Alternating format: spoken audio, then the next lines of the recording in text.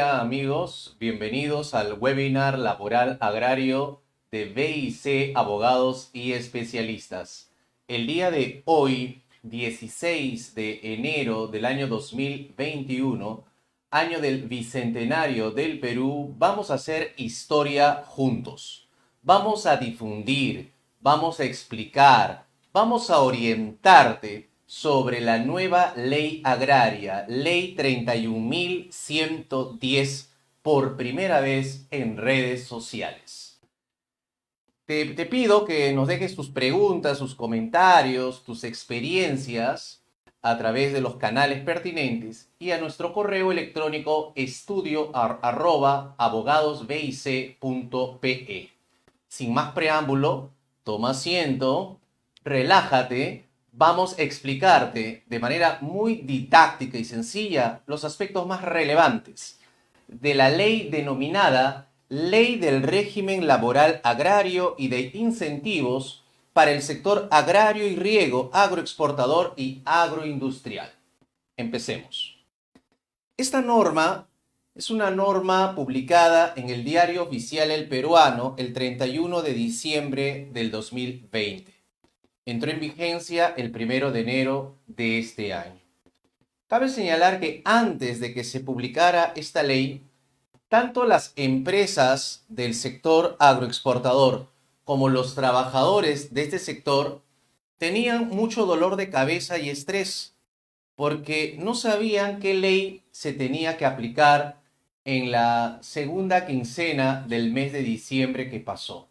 Bueno, es bueno que usted sepa por cultura general que antes de que se diera esta nueva ley agraria, tenía que aplicarse la Ley Laboral General, que está tipificada en el Decreto Legislativo 728, que es la ley que se aplica para el régimen laboral común. Bueno, llegó enero, llega esta nueva norma que tiene varios artículos.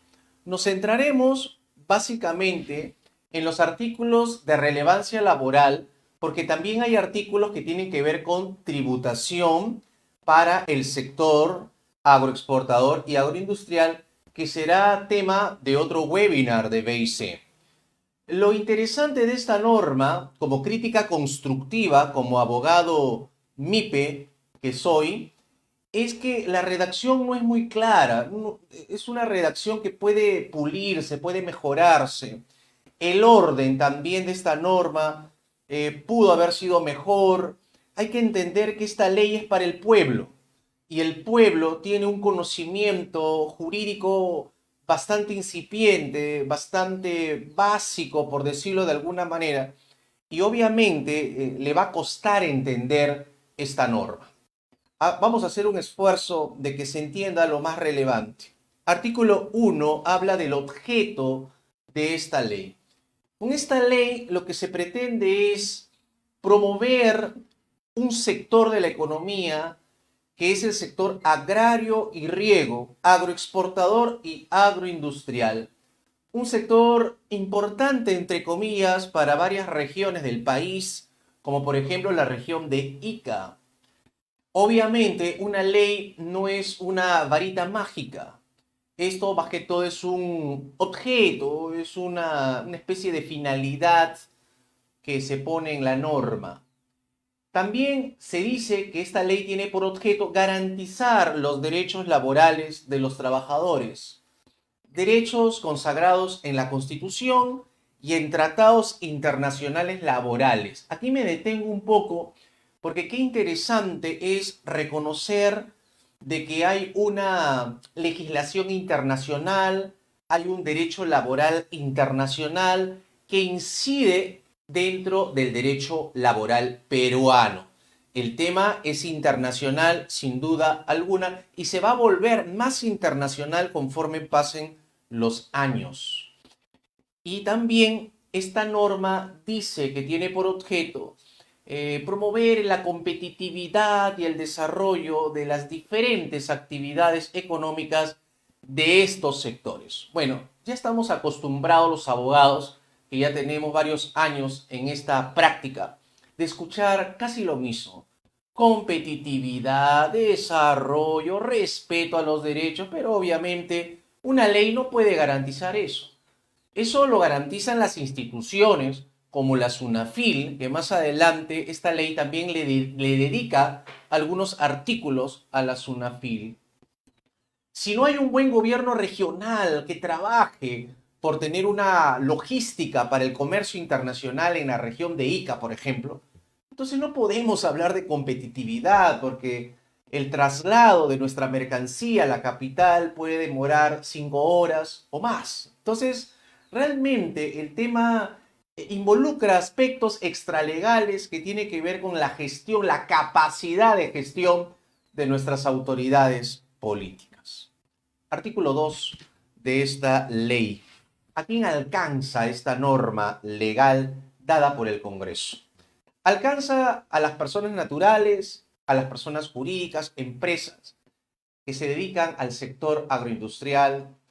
Alcanza a aquellas personas naturales y jurídicas que se dedican al cultivo, a la crianza, a las actividades agroindustriales que todavía no están definidas. Hay que esperar el decreto supremo, siempre y cuando utilicen productos agropecuarios y que no se encuentren ni en Lima ni en el Callao, provincias.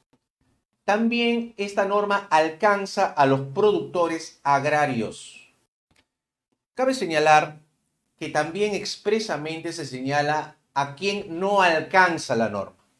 ¿A quién no alcanza? No se pueden beneficiar de esta norma aquellas actividades agroindustriales vinculadas al trigo, tabaco, semillas, oleaginosas, aceites y cerveza.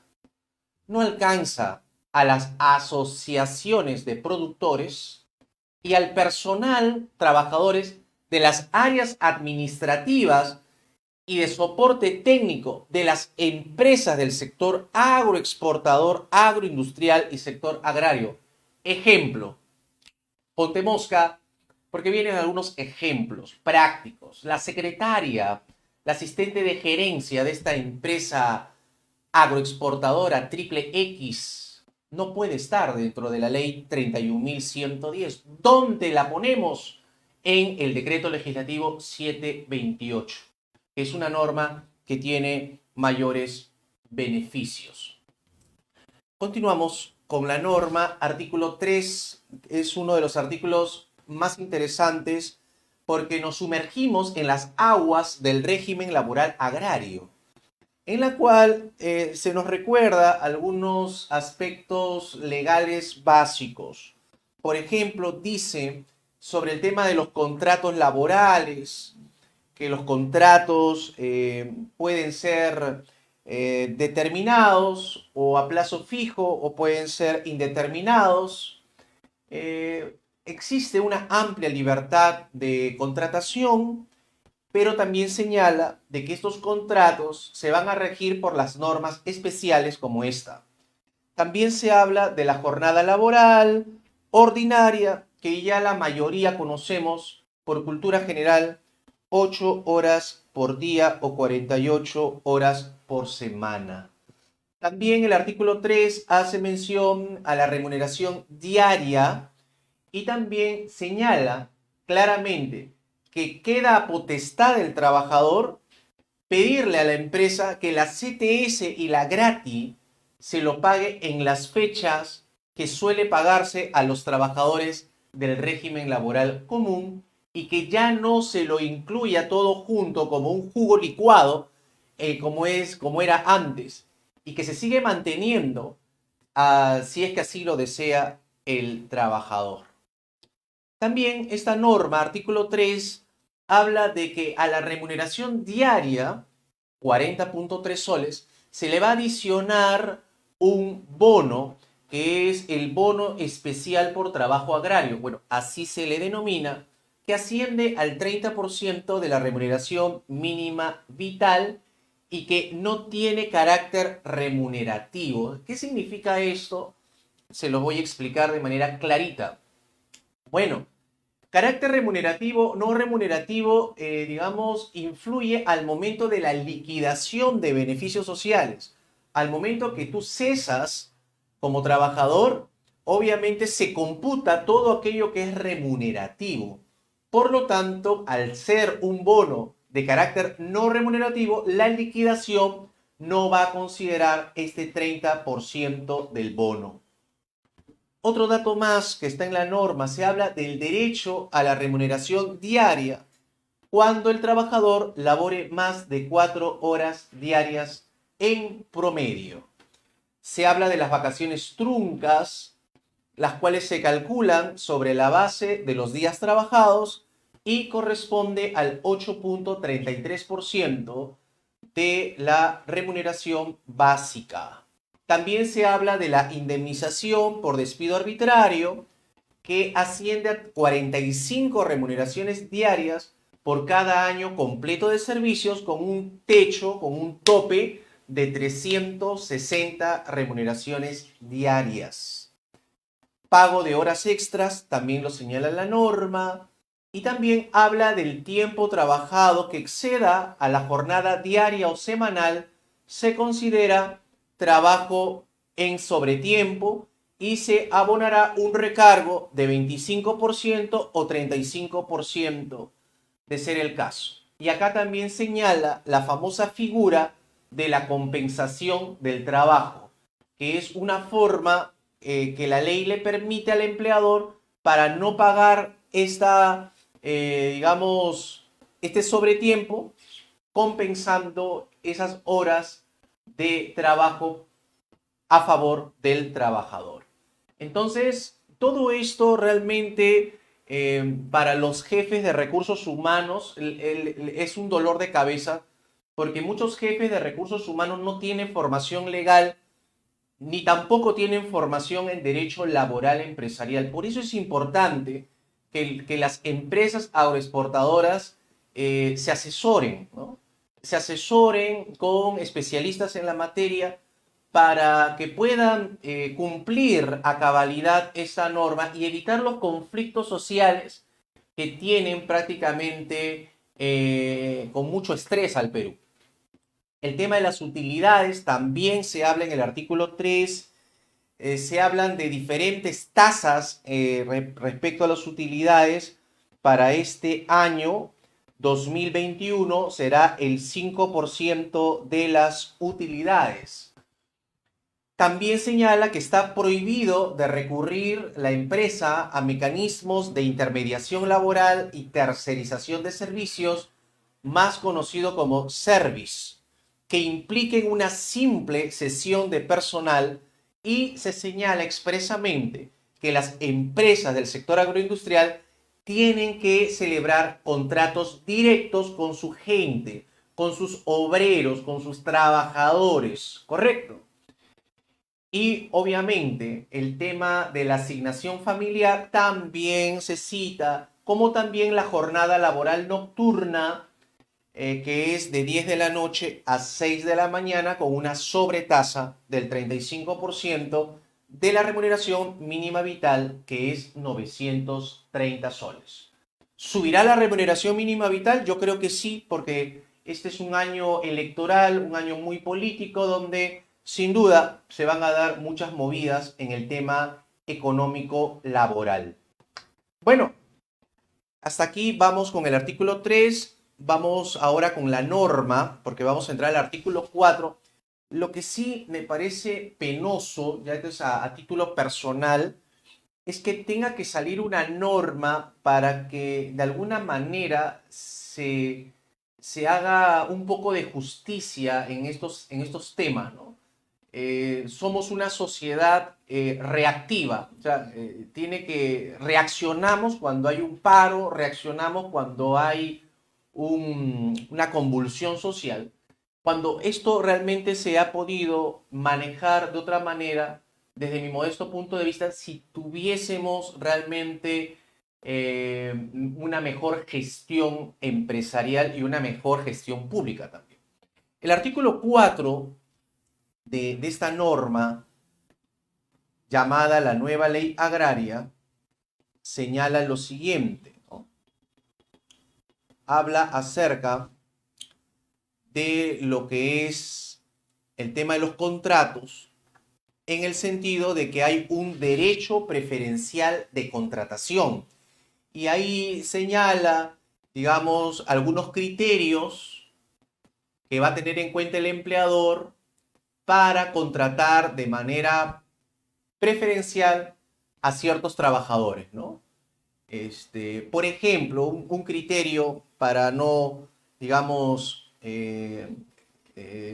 aburrirlos, ni mucho menos marearlos, por ejemplo, ¿no? Si el trabajador es una condicionante, ¿no? Es contratado bajo la modalidad de contratos intermitentes, de temporada o un contrato similar, por un mismo empleador 2 veces consecutivas o no consecutivas, tiene preferencia a ser contratado por el empleador en las siguientes temporadas. Llámale campañas, ¿no? Entonces, esto de acá va a exigir un control, un buen registro de parte de los empleadores. El artículo 5 habla de las condiciones de trabajo, ¿no? Que es un tema también muy sensible. Aquí básicamente la norma lo que indica es que los empleadores comprendidos en los alcances de la presente ley garantizan condiciones de trabajo dignas y seguras a favor de sus trabajadoras y trabajadores, las mismas que se deben implementar de acuerdo a lo que establezca el reglamento. Pero ya está diciendo algo que de alguna manera debió de aplicarse siempre, el famoso sistema de seguridad y salud en el trabajo, ¿no? Que ya tiene más de 10 años de vigencia, ¿no? Repito, tiene que salir más normas que tiene un costo para el país para que se nos refresque la memoria en temas tan importantes como es la dignidad de los trabajadores y el tema de su seguridad, ¿no? La prevención al máximo para los accidentes de trabajo, para las enfermedades laborales, un tema humano, un tema ético que obviamente estamos acostumbrados a que las leyes nos programen en ese sentido, ¿no? También se habla en este artículo 5 de que la SUNAFIL supervisa el cumplimiento de las condiciones de trabajo a que se refiere la presente disposición. Pero para ello, la SUNAFIL tiene que ponerse las pilas, la SUNAFIL tiene que tener un intendente regional líder, que le guste el trabajo en equipo, que sea cero coima, cero corrupción, para que pueda de alguna manera estar a la altura del cumplimiento de esta nueva norma laboral. Si no, vamos a seguir, digamos, en una situación de incumplimiento de las normas sociolaborales. Artículo 6. Aquí en la norma habla de las condiciones de trabajo especiales para las trabajadoras mujeres y los menores de edad, ¿no? Entonces, se crea un artículo específico para ellos y se señalan cosas que ya están señaladas en otras normas, pero que se citan nuevamente, como por ejemplo, está prohibido el trabajo infantil y contratar menores de edad. Eso ya se sabe, se vuelve a citar. El empleador puede o queda prohibido de discriminar, ejercer actos de violencia, acoso u hostigamiento en cualquiera de sus manifestaciones o despedir a las trabajadoras por el hecho de encontrarse en estado de gestación o periodo de lactancia. Para efectos de la determinación de los tipos y actos de violencia prohibidos, se considera lo dispuesto en la ley 30.364, ¿no? Y nos vamos a otras normas más específicas relacionadas a la erradicación de la violencia contra las mujeres. Bueno, ese es el deseo, ¿no? Erradicar esto. Vamos ahora al artículo 7, que es uno de los artículos más, digamos, importantes para los abogados de B y C, como es el fortalecimiento de la SUNAFIL. ¿Qué significa fortalecer? Fortalecer significa reforzar, significa empoderar, ¿no? significa hacerlo más, que tenga poder, que tenga capacidad de gestión, ¿no? ¿Cuál es el antónimo? Débil, debilucho, que no puede, ¿no? Entonces, la percepción que ya han tenido los legisladores y la gente que se da una vuelta por provincias es que una cosa es la SUNAFIL de Lima y otra cosa es la SUNAFIL de provincias. Mientras que la SUNAFIL de Lima tiene una serie de recursos, una serie de, digamos, de instrumentos, la SUNAFIL de regiones, provincias, brilla muchas veces por su ausencia, ¿no? Entonces, ¿qué dice el artículo 7? Dice, el Poder Ejecutivo adopta las medidas pertinentes para fortalecer institucionalmente a la SUNAFIL a fin de que pueda cumplir con eficiencia y efectividad su labor fiscalizadora respecto de las empresas del sector agrario, agroindustrial y agroexportador. Para este efecto se autoriza la colaboración voluntaria de los trabajadores agrarios con los inspectores de la SUNAFIL cuando realicen actos de fiscalización en las empresas. Para ponerla más claro, creo que aquí estamos, digamos, legislando de más, porque toda institución pública tiene una misión, toda institución pública tiene funciones, todo funcionario público, como un intendente regional de SUNAFIL, tiene responsabilidades. Funcionario público que no cumple el plan de trabajo se va, simplemente se va, porque el Estado no puede mantener autoridades que no son proactivos, que no tienen esa mística de servicio al público. O sea, tiene que haber una ley, tiene que crearse un artículo para decirle, oye, ponte a trabajar. No, no, no es, pues. O sea, realmente si somos un poquito observadores y un poco críticos, realmente esto es vergonzoso. De cómo realmente estamos creando artículos cuando ya existe toda una normativa interna que les exige a las instituciones públicas a ser eficientes y a ser eficaces en su trabajo. Artículo 8. Ejercicio de los derechos colectivos. También un artículo muy interesante, porque aquí la norma trata de ponerle cascabel al gato. ¿A qué me refiero? Dice que va a ser infracción muy grave cuando los empleadores obstaculicen, coaccionen, hostilicen o impidan el libre ejercicio de los derechos de sindicalización, huelga y negociación colectiva de los trabajadores. La SUNAFIL impone las multas correspondientes en estos supuestos. Entonces, realmente, si ya se sabía, era un poco secreto a voces de que este tema de los derechos colectivos no se ejercía plenamente, ¿no? Tiene que haber un paro, tiene que haber un conflicto abierto, un perjuicio a tercero, para decir, ah, no, sí, ¿no? Vamos a poner que la SUNAFIL va a estar detrás de esto. Parece que la SUNAFIL en provincias ha estado distraída en otros aspectos porque obviamente si los derechos colectivos, que son derechos constitucionales, porque el tema del derecho, digamos, a la sindicalización, eso está en la Constitución, no en la del 93, en las anteriores también. Entonces, realmente estamos notando el talón de Aquiles del Perú del Bicentenario. ¿Cuál es? Que las leyes no se cumplen. Ese es el talón de Aquiles en el Perú. O sea, leyes van a haber. Hoy es la 31.110. Mañana será la ley 40.005. Y luego saldrá la norma 50.000. Entonces, el tema es un tema de instituciones. Artículo 9. Habla del seguro de salud y de accidentes de trabajo. También un tema muy importante, ahora que estamos en pleno coronavirus. Es un artículo que habla de varios aspectos, voy a resaltar algunos. Dice, por ejemplo, los trabajadores del sector agrario y sus derechohabientes son asegurados obligatorios de e-salud. Ojo con esto, obligatorios.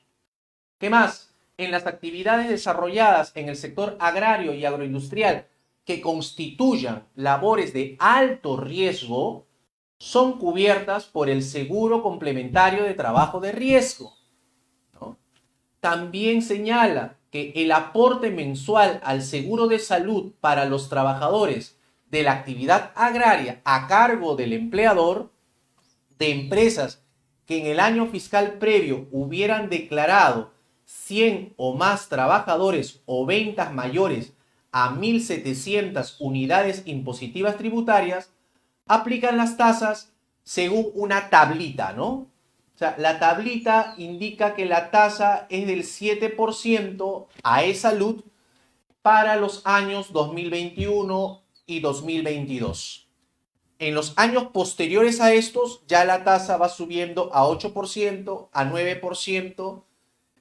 Un tema que salud debería también pronunciarse porque finalmente la responsabilidad de brindar un buen servicio de atención al asegurado es de salud, del seguro social, ¿no? Y obviamente, para brindar un buen servicio tiene que haber el correcto y adecuado financiamiento de este servicio. Estamos hablando de una contribución. Interesante esto porque también es un tema que tiene que ver con lo tributario, porque las contribuciones también están consideradas como un tipo de tributo.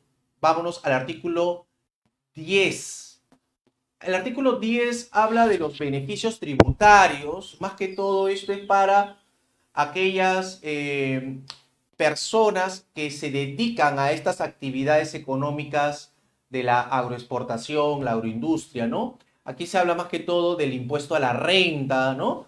Y aquí obviamente hay una tasa del 15% para los años 2021, ¿no? Hasta el 2030 para las personas naturales o jurídicas empresas cuyos ingresos netos no superen las 1.700 UIT, ¿no? La unidad impositiva tributaria en el ejercicio gravable, o sea, en el ejercicio o el año que se paga.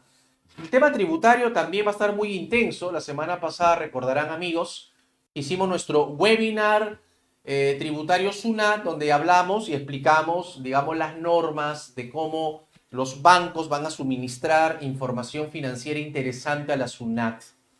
Entonces, el artículo 10 va dedicado a este tema de los beneficios tributarios, que de alguna forma es lo que incentiva, es lo que motiva, es un factor poderoso para que muchos inversionistas vengan a las regiones que se dedican al tema de la agroexportación y a la agroindustria, que es un sector que no solamente comprende la costa, ¿no?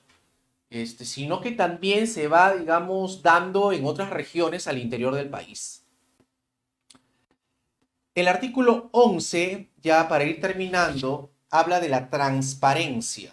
Dice que la SUNAT publica anualmente en su portal institucional la relación de empresas que se acogen al beneficio tributario al que hace referencia el artículo 10 de la presente ley, el número de trabajadores, así como el monto del beneficio tributario otorgado de acuerdo a la información declarada. Obviamente, esto también sabemos los abogados empresariales de BIC, que el tema del beneficio tributario tiene que estar bajo los 5 sentidos de la SUNAT. No vaya a ser que alguna persona natural o jurídica se acoja a este beneficio cuando no le corresponde. Y por ley sabemos que así tú seas una empresa que goces de algún beneficio tributario, eso no le quita a la SUNAT la potestad de fiscalizarte. Por lo tanto, el tema de la transparencia que está citada en el artículo 11 es un reto para la SUNAT del Bicentenario, de no casarse con nadie. Porque el tema, obviamente, de la evasión tributaria también tiene que ver cuando existe un uso indebido de algún beneficio tributario. Esta norma termina con disposiciones complementarias y finales y con disposiciones complementarias modificatorias, ¿no? Aquí básicamente en estas disposiciones complementarias finales habla de la reglamentación, que se va a elaborar un reglamento, Dios mediante, a través de las redes sociales de B y C, abogados y especialistas, vamos a dar a conocer el reglamento para conocer mayor detalle de esta norma. Se habla de la deducción y pagos a cuenta del impuesto a la renta, más que todo para las empresas, y habla de la modificación del reglamento de la Ley General de Inspección del Trabajo, ¿no? También acá se encarga al Poder Ejecutivo modificar el reglamento de la Ley General de Inspección del Trabajo para que incorpore como infracción en materia de relaciones laborales el no cumplir con las condiciones de trabajo especiales para las trabajadoras mujeres y los menores de edad que desarrolla el artículo 6 de esta ley, ¿no? Que intenta darle un tratamiento de protección especial a estos grupos sociales. La cuarta disposición habla de la seguridad social para trabajadores agrarios independientes, ¿no? Aquí, por ejemplo, dice que las personas naturales que desarrollen cultivos o crianzas por cuenta propia, en predio propio o de terceros, siempre que no se refiera a actividades agroindustriales o relacionadas con trigo, tabaco, semillas, oleaginosas, aceites y cerveza, se podrán afiliar al Seguro Social de Salud de manera independiente, con los mismos beneficios de los trabajadores dependientes, para lo cual aportarán el 6% de la remuneración mínima vital vigente mensualmente a la fecha 930 soles.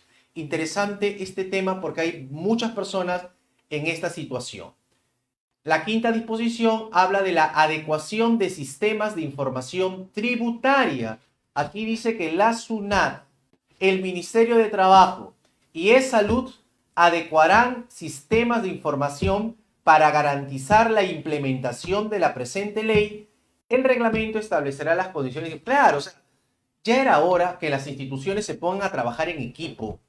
Hemos estado acostumbrados a ver cómo SUNAT por un lado, el Ministerio por otro lado, E-Salud por otro lado, la UNP por otro lado, la RENIE por otro lado. Esto es un dolor de cabeza para la gente. Tenemos que empezar a trabajar en equipo. Y el trabajo tiene que ser interinstitucional. La información tiene que ser transversal para justamente garantizar la transparencia y garantizar el cumplimiento de las normas sociolaborales. Si hablamos de modernización del Estado, eso hay que hacer.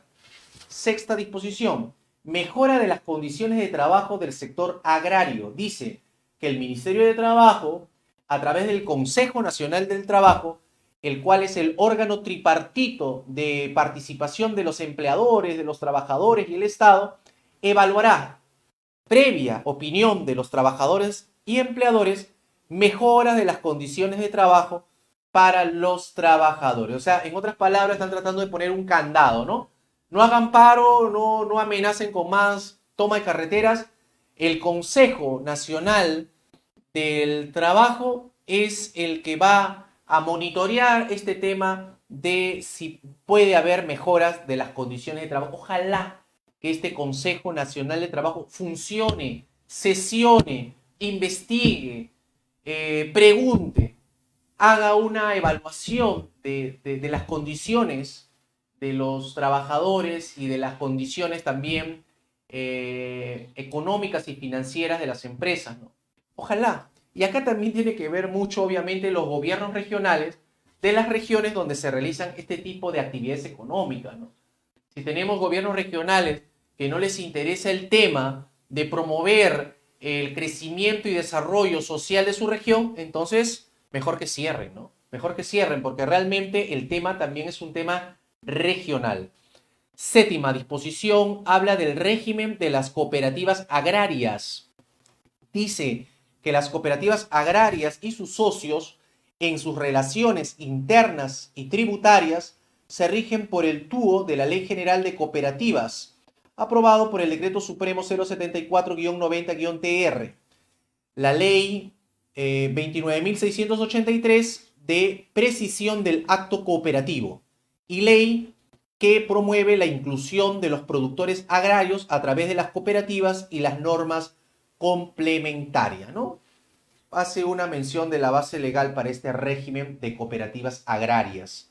y termina con la octava disposición complementaria final sobre del régimen laboral del cultivo de palma aceitera y palmito.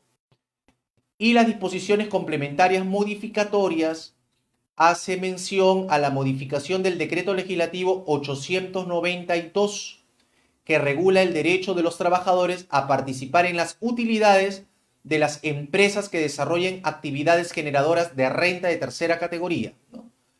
Entonces, señores, aquí se habla justamente del artículo 2 de este decreto legislativo 892, donde se señala que los trabajadores de las empresas comprendidas en el presente decreto legislativo participan en las utilidades de la empresa, ¿no? Mediante la distribución por parte de esta de un porcentaje de la renta anual antes de impuestos, ¿no?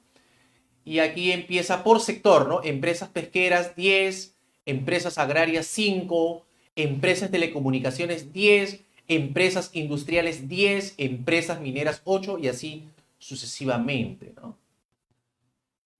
Este tema de las utilidades también es muy importante, que las empresas sean muy transparentes y la fiscalización también muy atento a esto. Artículo 5. Tienen derecho a participar en las utilidades todos los trabajadores que hayan cumplido la jornada máxima de trabajo establecido en la empresa, sea a plazo indefinido o sujeto a cualquiera de las modalidades contempladas en la norma. Y luego hay una modificación del TUO de la Ley de Relaciones Colectivas de Trabajo, en la cual aquí lo que se señala que se modifica el artículo 45 y se incorpora el artículo 45-A al TUO de la Ley de Relaciones Colectivas de Trabajo. El artículo 45 dice que las partes decidirán de común acuerdo el nivel en que entablarán la negociación colectiva. El desacuerdo sobre el nivel de la negociación colectiva deberá ser resuelta a través de los mecanismos de resolución de conflictos alternativos.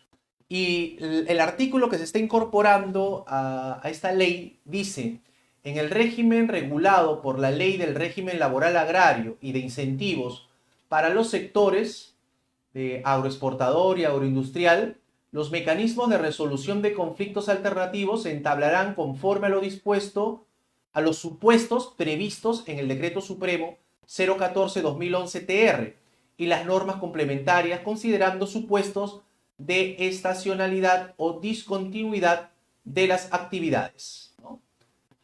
Entonces aquí se habla de este tema y esta norma fue, digamos, dada en Casa de Gobierno en Lima a los 30 días de diciembre del año pasado. Francisco Rafael Sagasti, presidente, y Violeta Bermúdez Valdivia, presidenta del Consejo de Ministros. Bueno, hemos intentado dar una pincelada general de lo que trae esta norma. Es una norma que debe ser difundida al máximo en radio, en televisión, volantes, periódicos. Bueno, si hablo casa por casa, capaz estoy exagerando un poquito, pero tiene que haber una difusión bastante fuerte y eso es tarea de SUNAFIL. Los colegios de abogados también podrían sumarse y otros colegios profesionales. Las universidades en las facultades correspondientes también. Y hago una invocación a los periodistas. El periodismo, así como nos muestra cómo la llanta se quema, así como el periodismo nos muestra cómo se toma una carretera, cómo el bus está parado ahí, varado días, necesitamos un periodismo de investigación que nos diga cuál es la realidad, cuál ha sido la realidad de los últimos 5 o 10 años en el sector agroexportador, en las diferentes regiones del Perú.